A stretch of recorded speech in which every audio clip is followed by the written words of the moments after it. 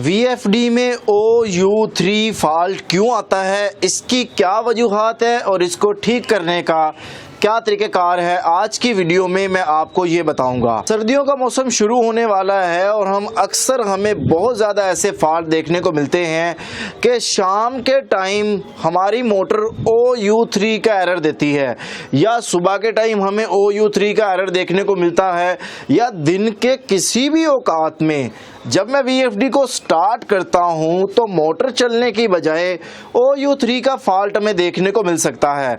अक्सर औकात हमने ये भी कहते हुए सुना है कि VFD की गर्मियों की सेटिंग अलहदा होती है और सर्दियों की सेटिंग अलहदा होती है। तो ये बात भी किसी हद तक ठीक है। ये तमाम बातें, इन तमाम बातों का सलूशन आज की इस वीडियो में। तो चलिए शुरू करते हैं। मेरा नाम है मुदस्सर रहमान और आप देख रहे हैं A to Z सोलर। मैं इस तरह की वीडियोस रेगुलर बनाता रहता हूं। अगर आप लोग इस तरह की वीडियोस देखना चाहते हैं तो आप इस चैनल को सब्सक्राइब कर सकते हैं। अच्छा, ये फॉल्ट हमें सिर्फ सोलर पर देखने को नहीं मिलता। अक्सर औकात जब हम नई VFD लगाते हैं, वाबड़ा के साथ उसको कनेक्ट करते हैं, उस वक़्त भी हमें ये फॉल्ट देखने को मिलता है। तो अभी मैं आपको ये बताता हूँ कि ये मसला आता क्यों है। यहाँ पे मैं आपको शुरू में ही ये बता दूँ कि इस मसले की बहुत सी वजूहात हो सकती हैं। मेरे इल्म में जो नॉलेज है, जो मेरे एक्सपीरियंस में बातें आई हैं, मैं वो तमाम बातें यहाँ पे शेयर करने की कोशिश करूँगा। अगर आप समझते हैं कि इसके अलावा भी कोई आपके एक्सपीरियंस में बात आई है तो आप कमेंट सेक्शन में बताइएगा, ताकि कमेंट्स पढ़ के बाकी लोग भी उससे मुस्तफ़ीद हो सकें। क्योंकि हमारा मकसद यही है कि हम लोगों के काम में आसानी पैदा करें और लोगों के मुश्किल को हल कर सके, ताकि वो अपने सोलर को काम को बेहतर तरीके से परफॉर्म कर सके। तो मैं आपको इसकी पहली वजह बताता हूं कि OU3 का फॉल्ट क्यों आता है। देखिए, इसकी OU3 फॉल्ट है क्या। OU3 फॉल्ट है ओवर वोल्टेज का।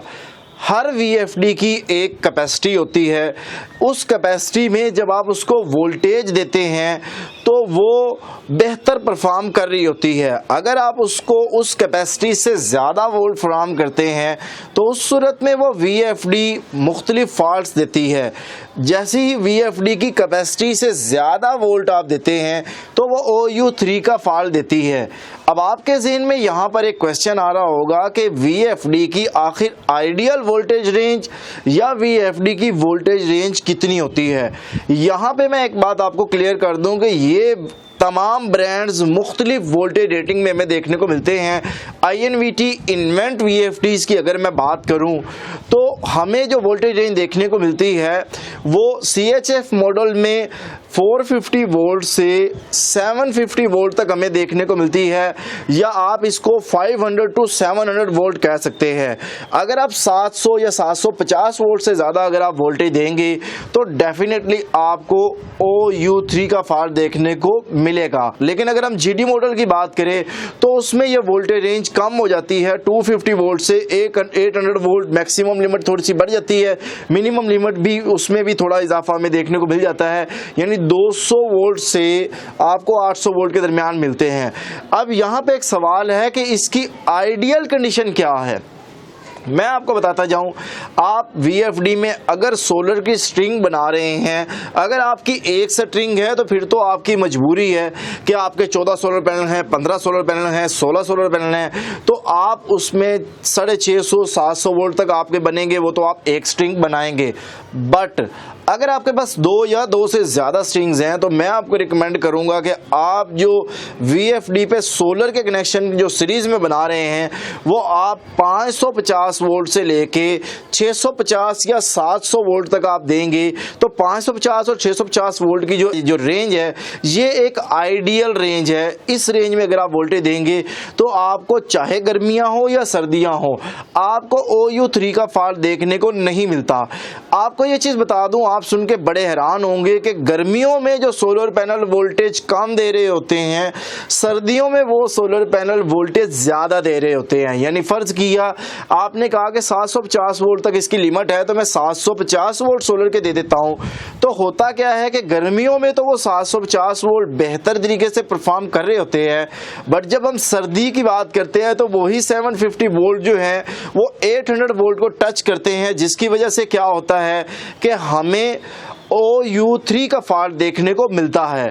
तो इस फॉल्ट के हल के लिए बेहतर यही है कि आप जो वोल्टेज की आइडियल कंडीशन है उसको आप सिलेक्ट करें।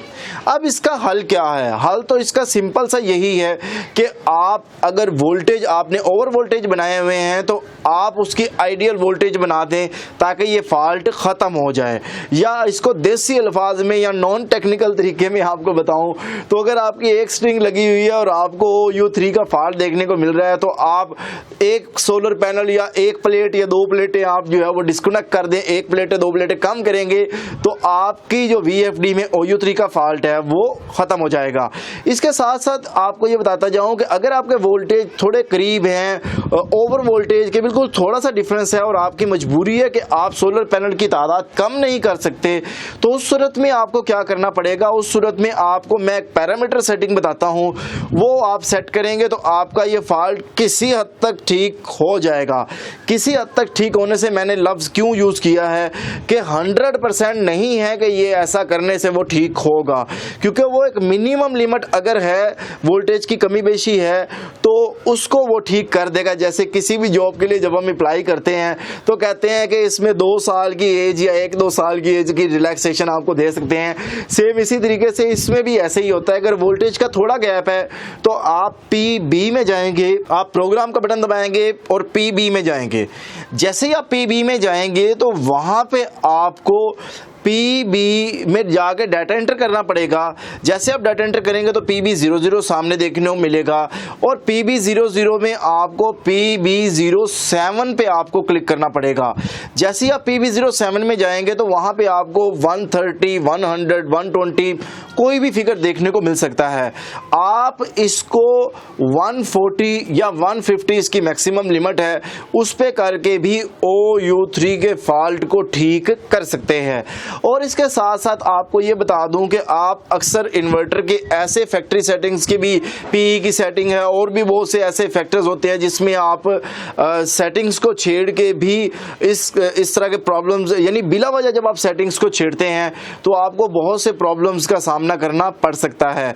सो अभी एक और भी वजह से भी ये फॉल्ट आता है कि जब आप सिंगल फेज की VFD को 3 फेज के वोल्टेज देने की कोशिश करेंगे या ओवर वोल्टेज जब भी मिलेंगे, किसी भी सूरत में मिलेंगे, चाहे वो वापडा की तरफ से हो चाहे सोलर की तरफ से हो, तो VFD आपको OU3 फॉल्ट देगी, इंडिकेट करेगी कि आपकी VFD की कैपेसिटी से ज़्यादा आप इसको वोल्ट फ्राहम कर रहे हैं। सो ये 2-3-4 तरीक़ेकार मैंने आपको बता दिए कि ये फॉल्ट आता क्यों है और इसको ठीक कैसे करते हैं।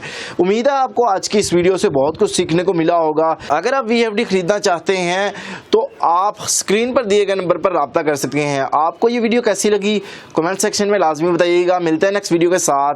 अल्लाह हाफिज़। पाकिस्तान जिंदाबाद।